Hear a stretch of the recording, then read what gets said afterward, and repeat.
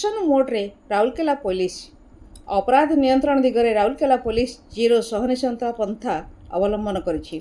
किछि दिन पूर्व तोफान विंधाणी हत्यार संपृक्त दुई अभियुक्त को पुलिस एनकाउंटर करथिबा बेले आज आउ एक कड़ा पदक्षेप नेछि।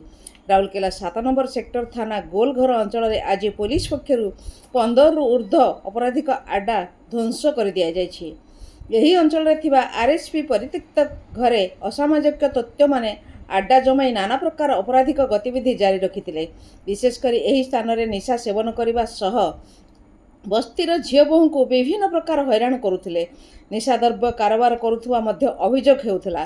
गत मंगलवार दिन होइथिबा तोफान हत्याकांडर योजना मध्य यही स्थान में होइथिबा कहा जाउछि। तोफान निशाद्रव्य सेवन असामाजिक कार्यकलाप को विरोध करि आसुथिले। सेही कारणरू तांको हत्या करा जाइथिला परिवार लोके अभियोग करिथिले।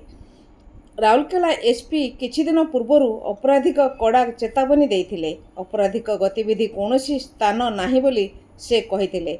आज पुलिस प्रशासन एवं आरएसपी पक्षरु 15 रु ऊर्ध्व असामाजिक आड्डा ध्वंस कर दिया जायछि। सेक्टर अन्य अंचल में थिबा परित्यक्त घरे चलीथिबा असामाजिक आड्डा उपरे आगामी दिन में कार्यानुष्ठान नियाजिबो बोली प्रशासन पक्षरु कहा जायछि।